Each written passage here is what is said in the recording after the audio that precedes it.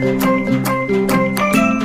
students, welcome to my channel সহজ রসায়ন class 11, 12, NEET, JEE men's এবং অ্যাডভান্সের কেমিস্ট্রির সব কিছু আপডেট পেতে আমার চ্যানেলটিকে সাবস্ক্রাইব করো। পাশে থাকা বেল আইকনটিতে প্রেস করো। অনেক অনেক লাইক ও শেয়ার করো।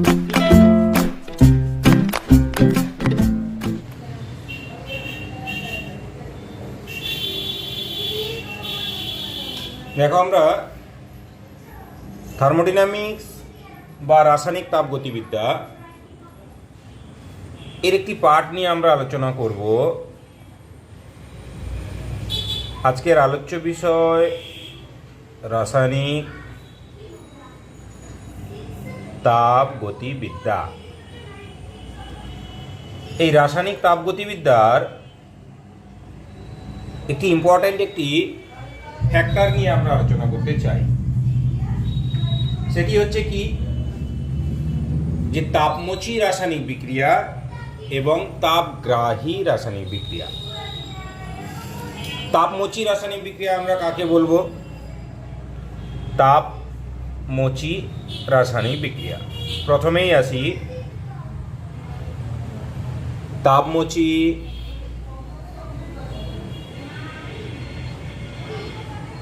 রাসায়নিক বিক্রিয়া কাকে বলা হয়? তাপমোচী রাসায়নিক বিক্রিয়া। দেখো, তাপমোচী মানে তাপ ছাড়বে।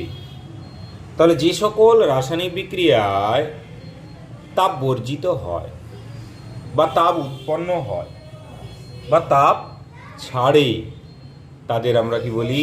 তাপমোচী রাসায়নিক বিক্রিয়া। চলো তাহলে লিখি, যে সকল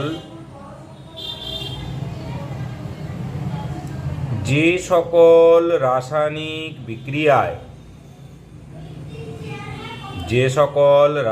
বিক্রিয়ায় তাপ উৎপন্ন হয় তাদের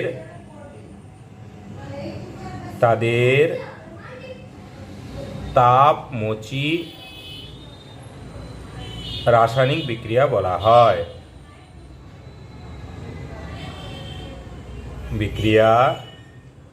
হয়। So simple. তাপমোচী রাসায়নিক বিক্রিয়া তাহলে কি? যে সকল রাসায়নিক বিক্রিয়ায় তাপ মোচন করে বা তাপ ছেড়ে দেয়, তাদের আমরা তাপমোচী রাসায়নিক বিক্রিয়া বলছি। এর ইংলিশ টার্মটা কি? Exothermic chemical reaction. তাপমোচী রাসায়নিক বিক্রিয়া বা একে আমরা বলবো কি? Exothermic chemical reaction. আবার যদি বলা হয় তাপগ্রাহী রাসায়নিক বিক্রিয়া কাকে বলে, তাহলে দেখো, তাপমোচীর ঠিক উল্টো পিঠ তাপগ্রাহী। আমরা কি বলতে পারি? যে সকল রাসায়নিক বিক্রিয়ায় তাপ শোষিত হয়। তাপগ্রাহী বা তাপ শোষী রাসায়নিক বিক্রিয়া। তাপগ্রাহী বা তাপশোষী রাসায়নিক বিক্রিয়া কাকে বলছি আমরা? না, যে সকল রাসায়নিক বিক্রিয়ায়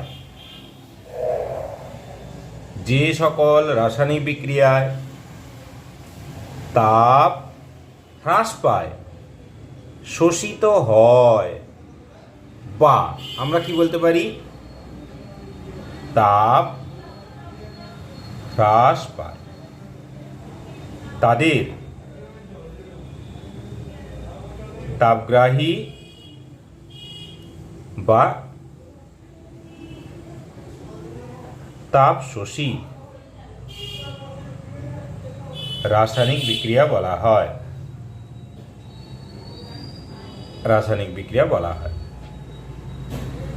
তাহলে দেখো, তাপগতিবিদ্যাতে আমরা দেখতে পাচ্ছি এখানে হিট একটা ফ্যাক্টর। সেই ফ্যাক্টরে কি দেখতে পাচ্ছি আমরা? কোন রাসায়নিক বিক্রিয়ায় তাপ উৎপন্ন হবে, আবার কোনো কোনো রাসায়নিক বিক্রিয়া কি হবে, তাপ শোষিত হবে। যদি তাপ উৎপন্ন হয় তখন তাকে আমরা বলছি এক্সোথার্মিক কেমিক্যাল রিয়াকশন, আর যদি তাপ শোষিত হয় তাকে আমরা কি বলছি, endothermic chemical reaction. Endothermic chemical reaction বা যাকে আমরা বলছি কি তাপগ্রাহী রাসায়নিক বিক্রিয়া। এন্ডোথার্মিক কেমিক্যাল রিয়াকশন বা আমরা কি বলতে পারি, তাপগ্রাহী বা তাপশোষী রাসায়নিক বিক্রিয়া। এখন দেখো, গ্রাফের মাধ্যমে কিন্তু আমরা তাপমোচী রাসায়নিক বিক্রিয়া এবং তাপগ্রাহী রাসায়নিক বিক্রিয়াকে কিন্তু ইজিলি আমরা কিন্তু রিপ্রেজেন্ট করতে পারি। তার আগে একটু আমরা জেনে নিই যে তাপমোচী রাসায়নিক বিক্রিয়ার ক্ষেত্রে ডেল এইচ এর ভ্যালুটা কি হয়। তাপমোচী রাসায়নিক বিক্রিয়ায় সমস্ত তাপমোচী রাসায়নিক বিক্রিয়ার ক্ষেত্রে আমরা কি ধরে নিতে পারি, ডেল এইচ এর ভ্যালুটা কি হবে, নেগেটিভ হয়।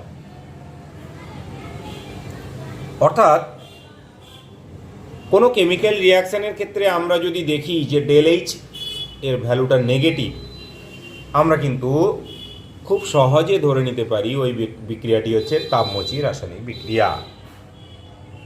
আর যে সকল রাসায়নিক বিক্রিয়ার ক্ষেত্রে ডেল এইচ এর ভ্যালুটা আমরা পজিটিভ দেখতে পাবো সেটি কি হবে, তাপগ্রাহী রাসায়নিক বিক্রিয়া। তাহলে দেখো, তাপগ্রাহী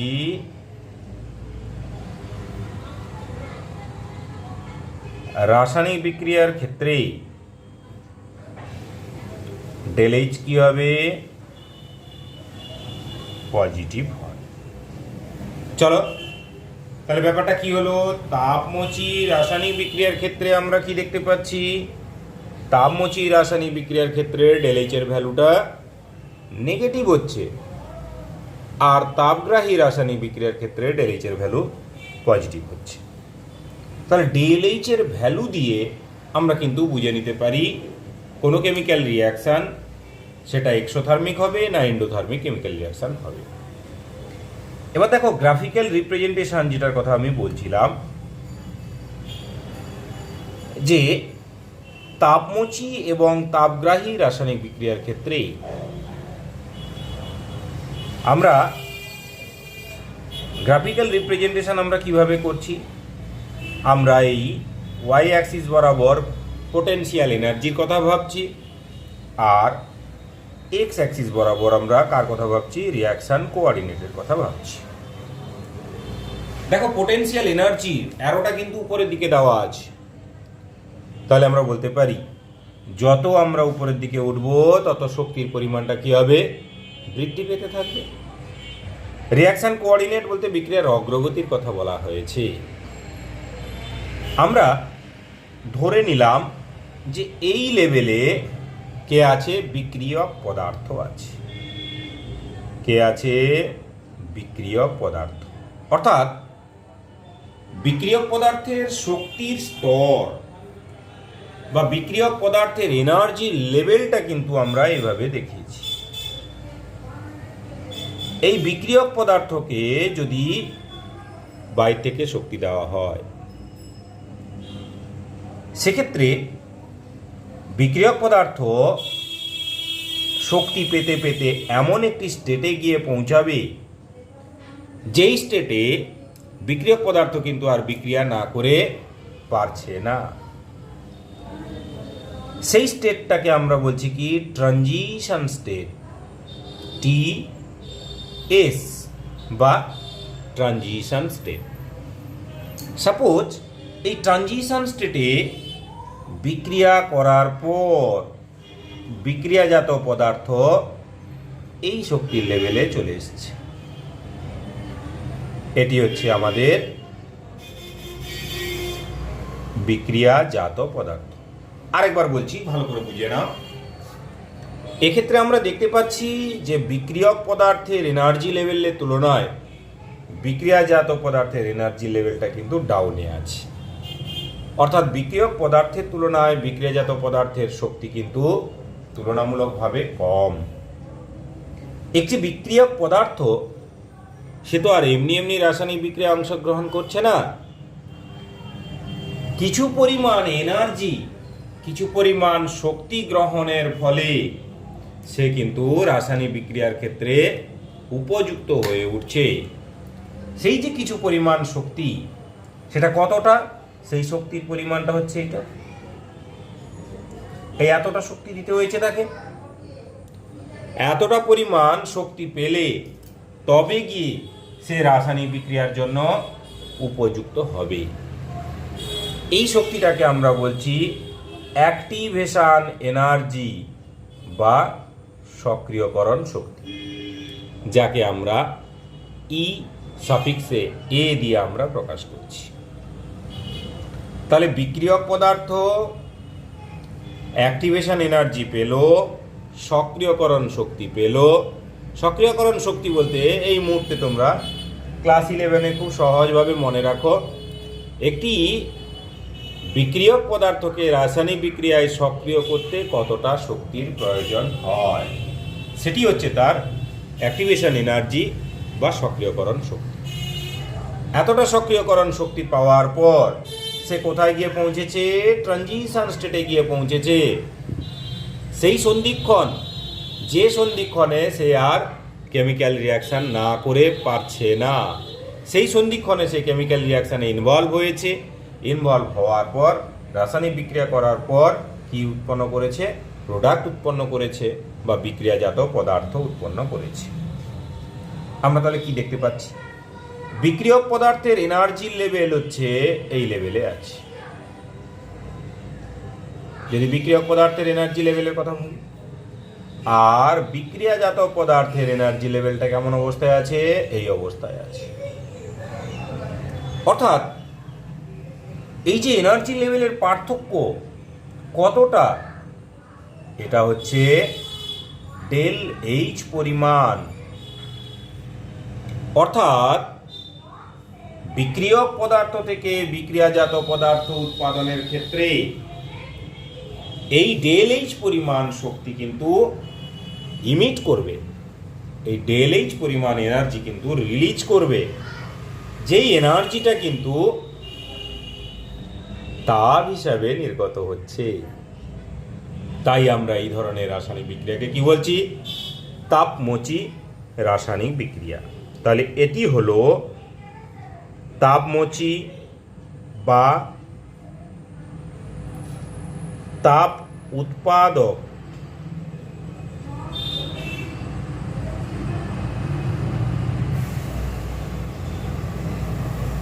রাসায়নিক বিক্রিয়া। আশা করি ব্যাপারটা ক্লিয়ার হলো। তাহলে এক্সোথার্মিক কেমিক্যাল রিয়াকশন বা তাপমোচী রাসায়নিক বিক্রিয়া বা তাপ উৎপাদক রাসায়নিক বিক্রিয়ার ক্ষেত্রে আমরা কিন্তু গ্রাফটা কিন্তু দেখে নিলাম। সেম কেস যদি আমরা এন্ডোথার্মিক কেমিক্যাল রিয়াকশনের কথা ভাবি, মানে উল্টোটা, তাপগ্রাহী বা তাপ শোষী রাসায়নিক বিক্রিয়ার কথা যদি আমরা ভাবি, আমরা একই রকমভাবে ওয়াই অ্যাক্সিস বরাবর কাকে প্রকাশ করছি? Potential energy. আর আমরা এক্স অ্যাক্সিস বরাবর কাকে ভাবছি? আমরা রিয়াকশন কোঅর্ডিনেটের কথা আমরা ভাবছি। চলো তাহলে আমরা বিক্রিয়ক পদার্থের এনার্জি লেভেলের কথা ভাবি। একটি বিক্রিয়ক পদার্থের এনার্জি লেভেল হিসেব মতো এই মতোই ধরে নিলাম আমি। এটি হচ্ছে বিক্রিয়ক পদার্থ। এই বিক্রিয়ক পদার্থ শক্তি পেয়েছে, পেয়ে কোথায় এসছে? সেম স্টাইল ট্রানজিশন স্টেটে এসে পৌঁছেছে। এই ট্রানজিশন স্টেটে না এলে তো আর কেমিক্যাল রিয়াকশনে ইনভলভ হতে পারবে না বা রাসায়নিক বিক্রিয়ায় অংশগ্রহণ কিন্তু করতে পারবে না। ট্রানজিশন স্টেটে এসে বিক্রিয়া করেছে, বিক্রিয়া করার পর এই যে প্রোডাক্ট বা বিক্রিয়াজাত পদার্থ গঠন করেছে। শুধু পার্থক্যটা আমাদের লক্ষ্য করতে হবে। আমরা তাপমোচী রাসায়নিক বিক্রিয়া বা এক্সোথার্মিক কেমিক্যাল রিয়াকশনের ক্ষেত্রে কি দেখেছিলাম আমরা, যে বিক্রিয়াজাত পদার্থের এনার্জির লেভেলটা বিক্রিয়ক পদার্থের থেকে কম। আর এটির ক্ষেত্রে দেখতে পাচ্ছি বিক্রিয়াজাত পদার্থের এনার্জি লেভেল বিক্রিয়ক পদার্থের থেকে বেশি। এক্ষেত্রেও কিন্তু বিক্রিয়ক পদার্থটিকে অ্যাক্টিভ করার জন্য আমাদের কিন্তু এই এতটাই কিন্তু শক্তি প্রয়োগ করতে হয়েছে। এই এতটা যে শক্তি প্রয়োগ করেছি, এই পরিমাণ শক্তিকে আমরা বলছি এক্ষেত্রে অ্যাক্টিভেশন এনার্জি, যাকে আমরা ই সাফিক্সে এ দিয়ে আমরা প্রকাশ করেছি, বা সক্রিয়করণ শক্তি দিয়ে আমরা প্রকাশ করেছি। এক্ষেত্রে বিক্রিয়াজাত পদার্থের এনার্জি লেভেল হচ্ছে কি এইটা, আর বিক্রিয়ক পদার্থের এনার্জি লেভেল হচ্ছে এটা। অর্থাৎ বিক্রিয়ক এবং বিক্রিয়াজাত পদার্থ, কারণ এক্ষেত্রে আমরা কি দেখতে পাচ্ছি, বিক্রিয়াজাত পদার্থের এনার্জির লেভেলটা কিন্তু বিক্রিয়ক পদার্থের তুলনায় কিন্তু হাই আছে, তাই নয় কি? বিক্রিয়াজাত পদার্থের এনার্জি লেভেল বিক্রিয়ক পদার্থের থেকে বেশি আছে, এটা কিন্তু আমরা সবাই কিন্তু ক্লিয়ারলি বুঝতে পারছি। তাহলে এই যে অ্যামাউন্ট অফ এনার্জি, এত পরিমাণ যে শক্তির পার্থক্য, কতটা শক্তির পার্থক্য, ডেল এইচ, এক্ষেত্রেও ডেল এইচ পরিমাণ ধরে নিয়েছি আমরা। অর্থাৎ এই ডেল এইচ পরিমাণ শক্তি যেন বাইরে থেকে গৃহীত হচ্ছে। তাই এই ধরনের রাসায়নিক বিক্রিয়াকে আমরা কি বলবো, একে আমরা বলবো তাপগ্রাহী বা তাপ শোষী রাসায়নিক বিক্রিয়া। তাপগ্রাহী বা তাপ শোষী রাসায়নিক বিক্রিয়া আমরা বলছি। দেখো, আমরা তাহলে কিন্তু গ্রাফিক্যাল রিপ্রেজেন্টেশনটা কিন্তু আমরা পেয়ে গেলাম। একটি তাপগ্রাহী রাসায়নিক বিক্রিয়া বা একটি তাপমোচী রাসায়নিক বিক্রিয়ার ক্ষেত্রে গ্রাফটা কি হবে, কিভাবে আমরা ডেল এইচকে রিপ্রেজেন্ট করছি, সেটা কিন্তু আমরা বুঝতে পেরে গেলাম। এখানে কতগুলো আননোন টার্ম যেগুলো আমরা ইউজ করলাম, যেমন পিই। পিই কোথা থেকে এসছে? পিই এসছে পোটেনশিয়াল এনার্জি। পিই এসছে পোটেনশিয়াল এনার্জি, স্থিতিশক্তি যাকে বলে গো। আর C reaction coordinate, reaction coordinate. EA activation energy বা সক্রিয়করণ শক্তি।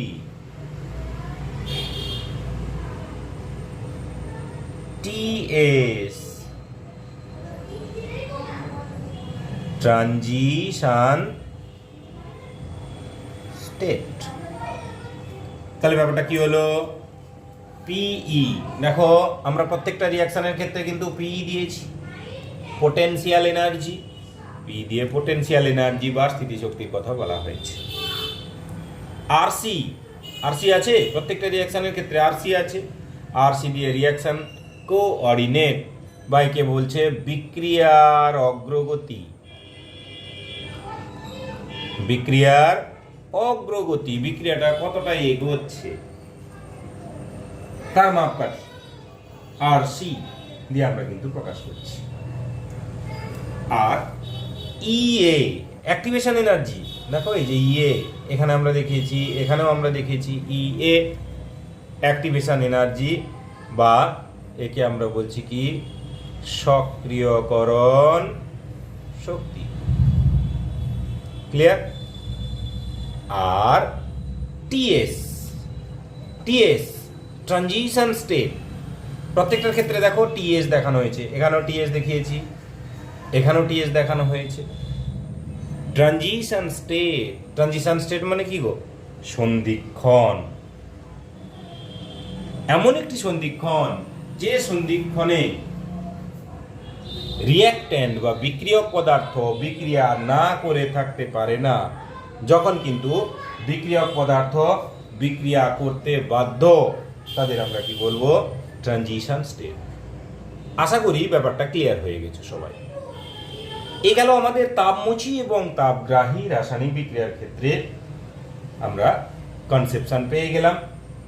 এখন আমাদের পরের আলোচ্য বিষয়, হেস বলে একজন সায়েন্টিস্ট, ওনার মতে তাপ সমষ্টির নিত্যতা সূত্র।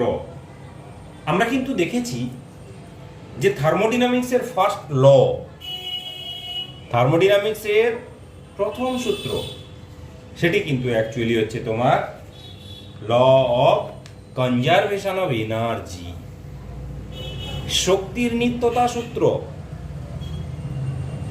সেখানে কি বলা হয়েছে? শক্তিকে সৃষ্টি করা যায় না, শক্তিকে ধ্বংস করা যায় না, মহাবিশ্বের মোট শক্তির পরিমাণ ধ্রুবক, ইত্যাদি ইত্যাদি অনেক কথা বলা হয়েছে।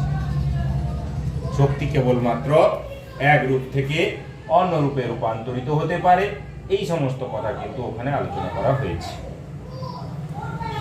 আমরা যাব একটু পরে যে হেসের তাপ সমষ্টির নিত্যতা সূত্র, যেটা নিয়ে আমরা আলোচনা করতে চাইছি, সেটাও কিন্তু তাপগতিবিদ্যার প্রথম সূত্রকে সাপোর্ট করে যায়, সেটা কিন্তু আমরা দেখতে পাবো।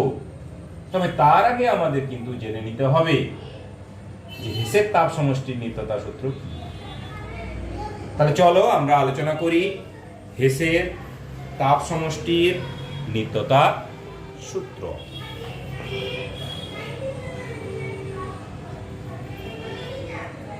হেসের তাপ সমষ্টির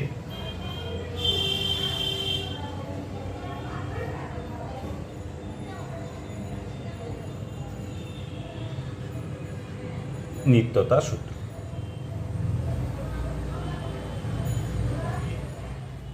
হেসের তাপ সমষ্টি নিত্যতা সূত্র আলোচনা করতে গিয়ে আমাদের কতগুলো কিন্তু ফ্যাক্টর মনে রাখতে হবে। যাই হোক, আগে আমরা ডেফিনেশনটা মনে রাখি, তাহলে বোঝা যাবে। বলছে, যদি প্রারম্ভিক এবং অন্তিম অবস্থা সমান হয়, কখন? কোনো রাসায়নিক বিক্রিয়া কিংবা কোনো রাসায়নিক পরিবর্তনের ক্ষেত্রে।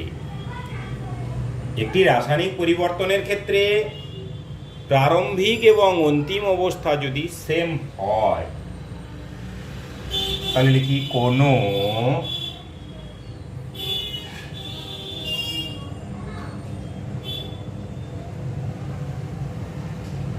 রাসায়নিক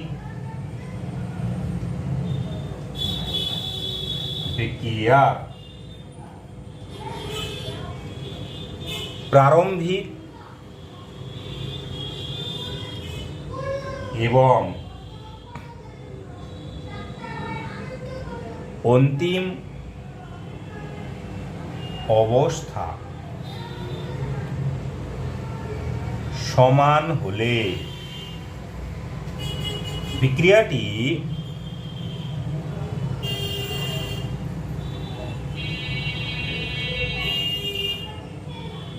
একটি মাত্র ধাপে কিংবা একাধিক ধাপে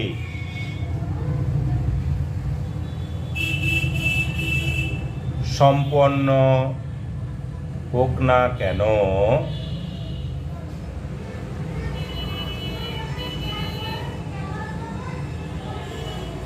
প্রতি ক্ষেত্রেই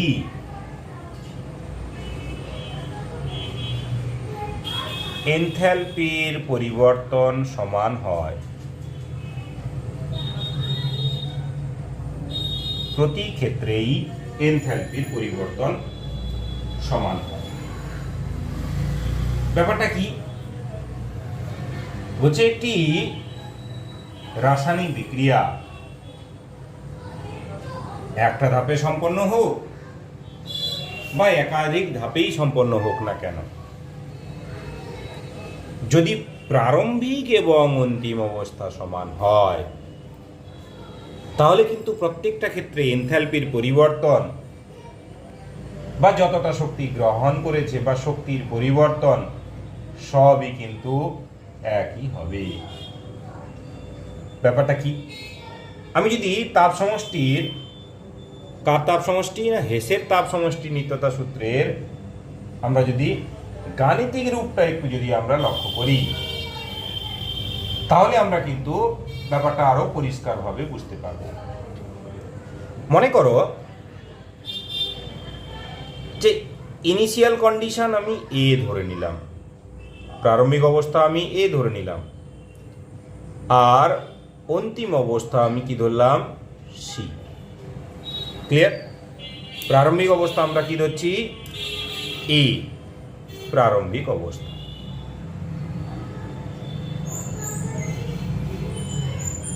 প্রারম্ভিক অবস্থা আর সি হচ্ছে আমাদের কি, অন্তিম অবস্থা। সাপোজ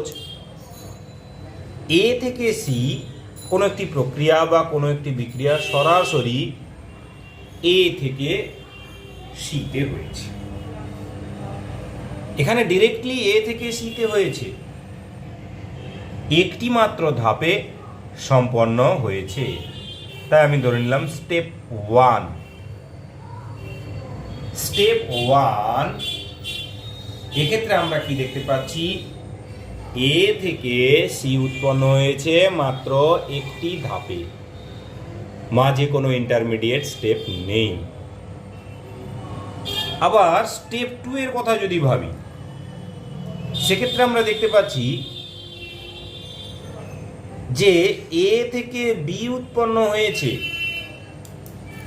প্রারম্ভিক অবস্থায় এ থেকে বি উৎপন্ন হয়েছে, আবার বি থেকে সি উৎপন্ন হয়েছে।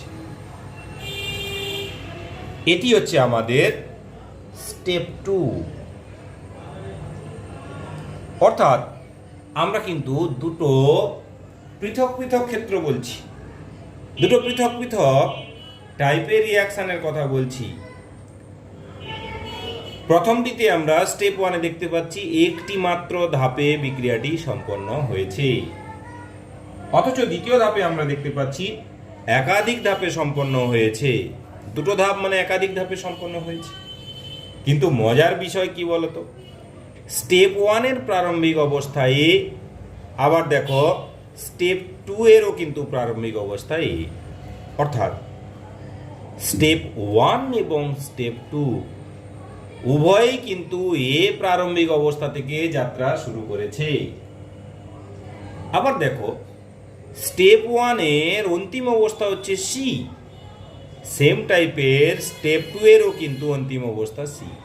অর্থাৎ স্টেপ 1 এবং স্টেপ 2 উভয়ই কিন্তু সিতে গিয়ে কমপ্লিট হয়েছে।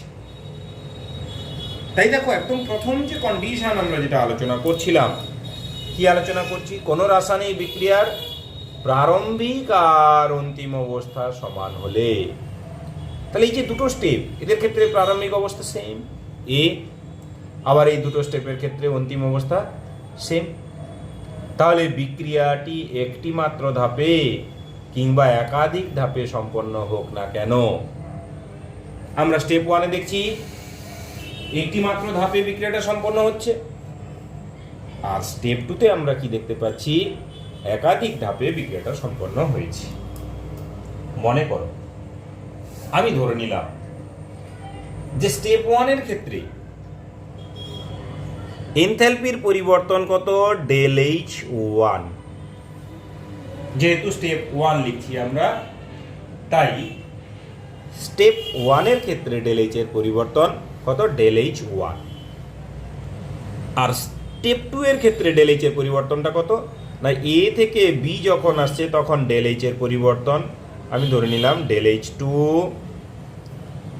আর বি থেকে সিতে যখন যাচ্ছি তখন এনথ্যালপির পরিবর্তন del H3। As for example আমরা যদি ধরে নিই, তাহলে হেসের তাপ সমষ্টির নিত্যতার সূত্র থেকে আমরা কি বলতে পারি, তাহলে হেসের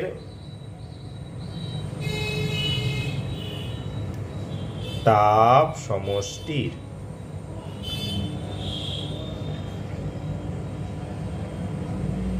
নিত্যতা সূত্র থেকে বলা যায়, কি বলা যায়? del H1 equals to del H2 plus del H3। এটি হচ্ছে হেসের তাপ সমষ্টির নিত্যতা সূত্রের গাণিতিক রূপ। এনথালপির পরিবর্তন সমান, বলেছে না বিক্রিয়াটি একটি ধাপেই সম্পন্ন হোক বা একাধিক ধাপেই সম্পন্ন হোক না কেন, যদি ইনিশিয়াল কন্ডিশন এবং ফাইনাল কন্ডিশন যদি সেম হয়, সেক্ষেত্রে কিন্তু এনথালপির পরিবর্তন কিন্তু সেম হয়ে যাবে। তাই ইনিশিয়াল কন্ডিশনের ক্ষেত্রে এনথালপির পরিবর্তন আমরা del H1 ধরেছি। del H1 এনথালপির পরিবর্তন, দেখো এই del H1। আর সেকেন্ড স্টেপের ক্ষেত্রে দেখেছি যে দুটো ধাপে যেহেতু সম্পন্ন হয়েছে, এনথালপিরও কিন্তু আমরা দুটো মান পেয়েছি, del H2 del H3। তাহলে আমরা স্বাভাবিকভাবে হেসের সূত্র থেকে আমরা বলতে পারি যে del H1 সমান del H2 plus del H3। এটি হচ্ছে হেসের তাপ সমষ্টির নিত্যতা সূত্রের হেসের তাপ সমষ্টির নিত্যতা সূত্রের গাণিতিক রূপ।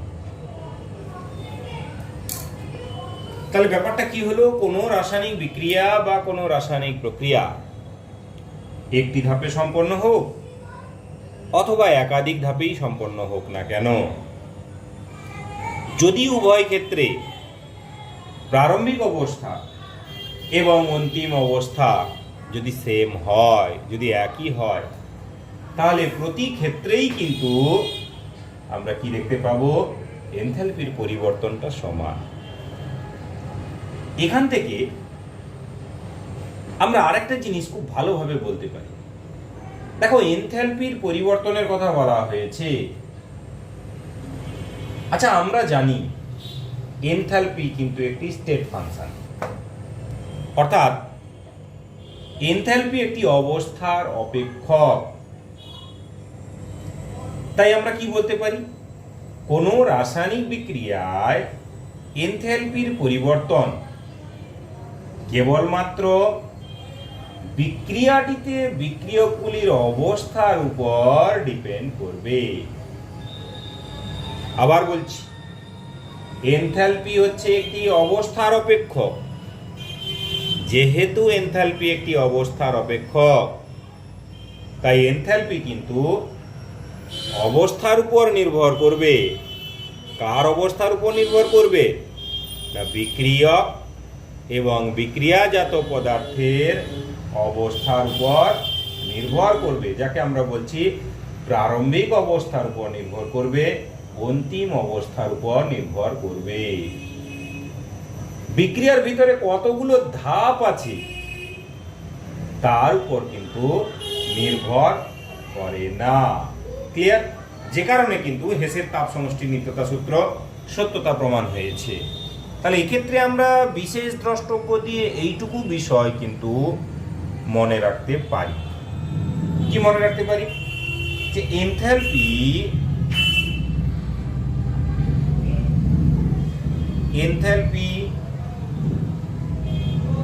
একটি অবস্থার অপেক্ষক। অবস্থার অপেক্ষক, অবস্থার অপেক্ষক মানে কি? অবস্থার উপর নির্ভর করবে। অর্থাৎ রাসায়নিক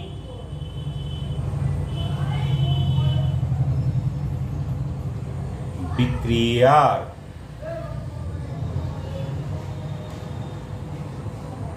এনথালপির পরিবর্তন কার উপর নির্ভর করবে? কেবলমাত্র বিক্রিয়াটির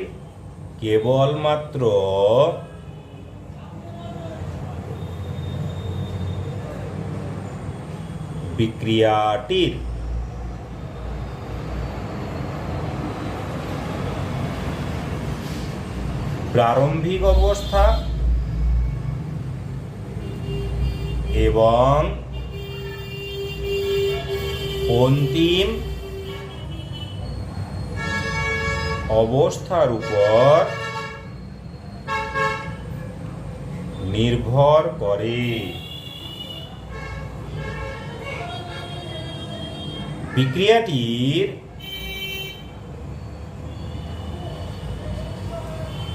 অন্তর্বর্তী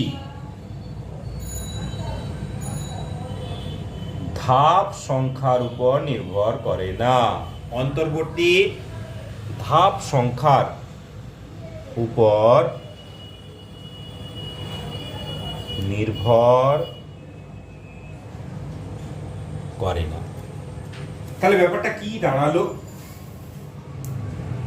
এনথ্যালপির পরিবর্তন, যেটা আমরা জানতে পাচ্ছি যে এনথ্যালপির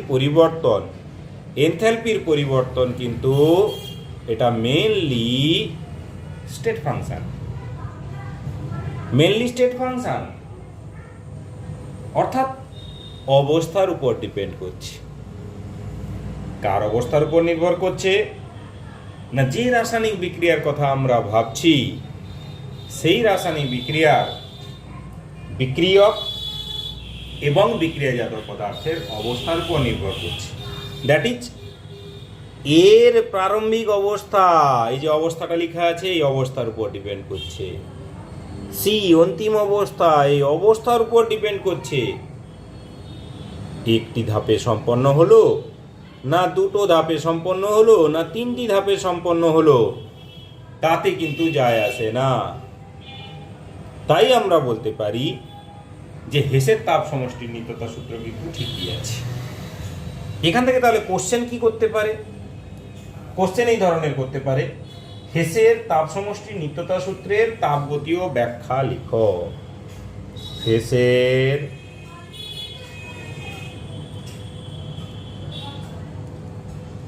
তাপ সমষ্টির নিত্যতা সূত্রের তাপগতীয় ব্যাখ্যা লিখো বা ব্যাখ্যা দাও। এর উত্তর হচ্ছে এইটা, এই উত্তরটাই আমরা দিব অ্যান্সার। তখন আমরা বলবো যে হ্যাঁ, হেস বলেছেন কি একটি রাসায়নিক বিক্রিয়া একটা ধাপে সম্পন্ন হোক বা একাধিক ধাপে সম্পন্ন হোক না কেন, যদি প্রারম্ভিক এবং অন্তিম অবস্থা প্রত্যেক ক্ষেত্রে সমান থাকে তাহলে কিন্তু এনথালপির পরিবর্তনের মানগুলো সমান হবে। কারণ এনথালপি একটি অবস্থার অপেক্ষক, যে রাসায়নিক বিক্রিয়াটির প্রারম্ভিক এবং অন্তিম অবস্থার উপর ডিপেন্ড করে, কতগুলো ধাপে সম্পন্ন হয়েছে তার উপর কিন্তু নির্ভর করে না। তাহলে আমরা কি কি বিষয় আলোচনা করলাম? এখানে কোশ্চেন হতে পারে যে হেসের তাপ সমষ্টির নিত্যতার সূত্রটি ব্যাখ্যা করো। হেসের তাপ সমষ্টির নিত্যতা সূত্র এটা, এইটুকু পোরশন হচ্ছে আমাদের হেসের তাপ সমষ্টির নিত্যতা সূত্র। যদি বলে হেসের তাপ সমষ্টির নিত্যতা সূত্রের গাণিতিক রূপটি বিবৃত করো, তখন আমরা এইটুকু লিখব, হেসের তাপ সমষ্টির নিত্যতা সূত্রের গাণিতিক রূপ। বা কোশ্চেন করতে পারে কি, হেসের তাপ সমষ্টির নিত্যতা সূত্রের তাপগতীয় ব্যাখ্যা লিখো। এটি উত্তর, হেসের তাপ সমষ্টির নিত্যতা সূত্রের তাপগতীয় ব্যাখ্যা লিখো। আর কি কোশ্চেন করতে পারে? ভীষণ ইম্পর্টেন্ট কোশ্চেন, যে হেসের তাপ সমষ্টির নিত্যতা সূত্র, পরের কোশ্চেনে আসছি, হেসের তাপ সমষ্টির নিত্যতা সূত্র তাপগতিবিদ্যার